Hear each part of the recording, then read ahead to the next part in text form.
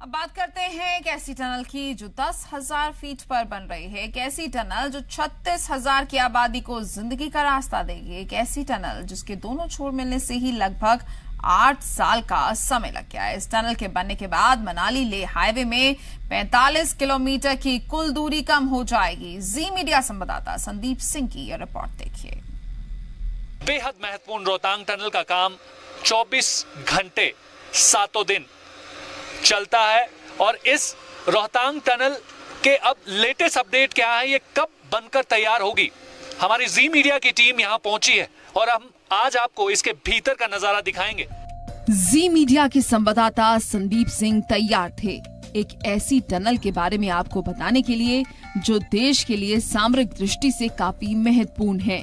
इससे पहले भी आपने 10,000 फीट पर बन रही इस टनल पर से संदीप सिंह की जाबाज रिपोर्टिंग देखी होगी। एक बार फिर संदीप उसी जगह पहुंचे थे।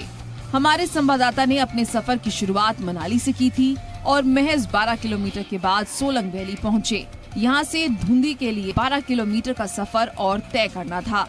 इस 12 किलोमीटर के सफर में जगह जगह हमें स्नो एवलांच से बचने के लिए स्नो गैलरी दिख रही थी।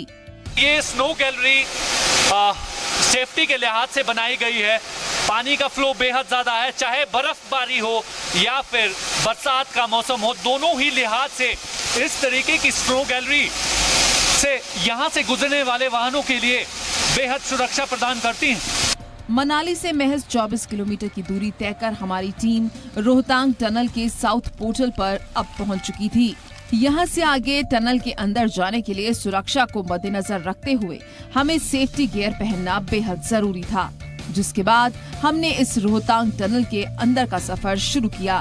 टनल के दोनों छोर मिलने के बाद पहली मर्तबा जी मीडिया की टीम रोहतांग टनल के अंदर जा रही थी।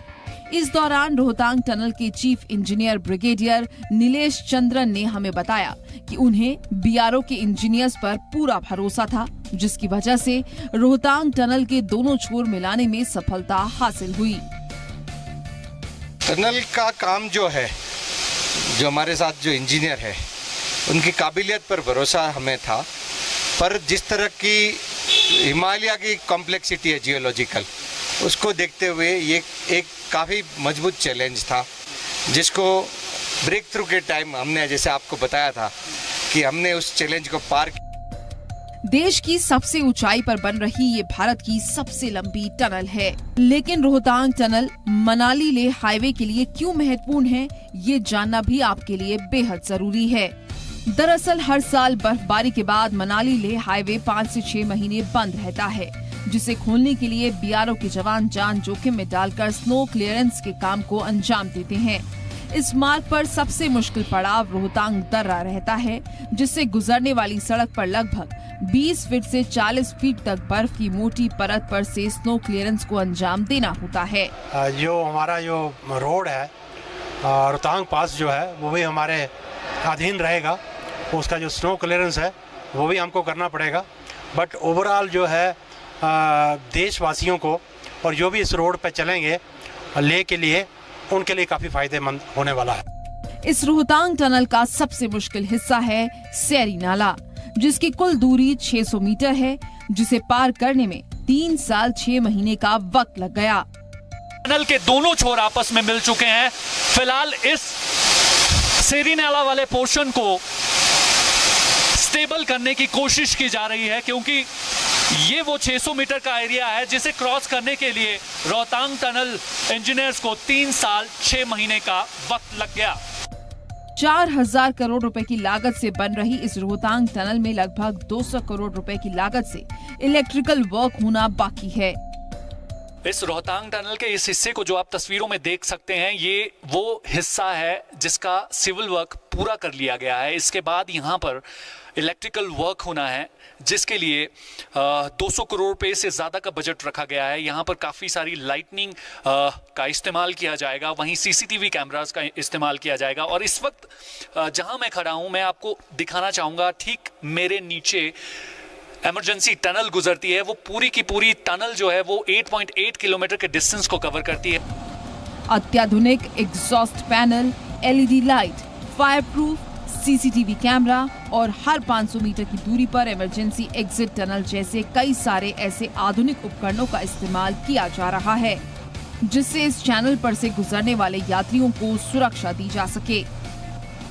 आप देख सकते हैं कि अभी इसके नीचे का काम चल रहा है। ये आपातकालीन स्थिति में इमरजेंसी टनल का निर्माण इस टनल के भीतर रखा गया है कि ताकि आपातकालीन स्थिति अगर हो तो इस इमरजेंसी टनल का इस्तेमाल किया जा सके। इस टनल के एंट्री एग्जिट पॉइंट इस रोहतांग टनल में हर 500 मीटर की दूरी पर रखे गए हैं।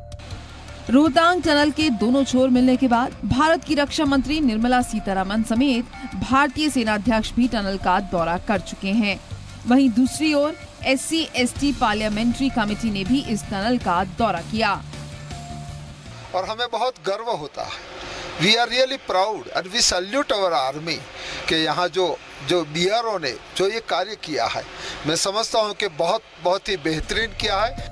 आपको बता दें कि कुल्लू में एक जनसभा को संबोधित करते हुए प्रधानमंत्री नरेंद्र मोदी इस टनल का दौरा करने की इच्छा जाहिर कर चुके हैं।